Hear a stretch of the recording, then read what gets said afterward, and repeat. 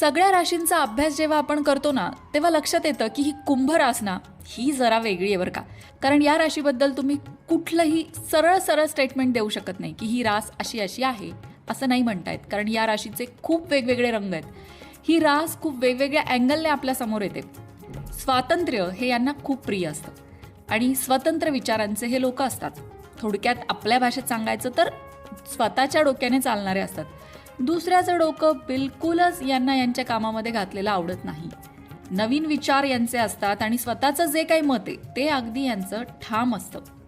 अशा या तार्किक विचार करणाऱ्या, लॉजिकल विचार करणाऱ्या आणि कोणत्याही गोष्टीचा खोलवर जाऊन विचार करणाऱ्या कुंभ राशीच्या लोकांकडनं एक चूक होत असते जी त्यांना त्यांच्या आयुष्यात खूप जास्त महागात पडू शकते. कोणती आहे ती चूक आणि त्यापासून आपण कसं लांब राहायचंय हेच आजच्या या व्हिडिओत आपण बघणार आहोत. चला तर मग सुरुवात करूया. कुंभ राशीची लोक मुळातच प्रचंड मनस्वी स्वभावाची असतात. चिंतनशील असतात, अव्यवहारी सुद्धा असतात बरं का. यांना वाचनाची आवड असते बऱ्याचदा. परिपक्व असतात, नम्र असतात आणि सहनशील असतात. भरपूर सहनशीलता यांच्यामध्ये असते.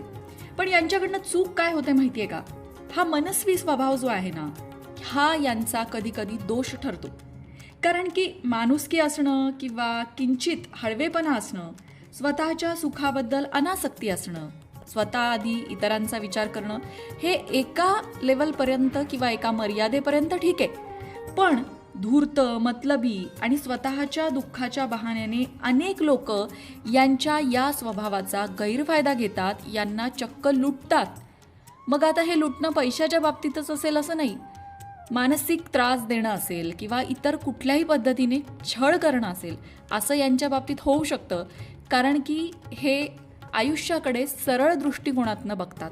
यांची विचार करण्याची पद्धत आडवी तिडवी नसते, सरळ असते आणि यांच्या याच स्वभावाचा फायदा इतर लोक घेतात.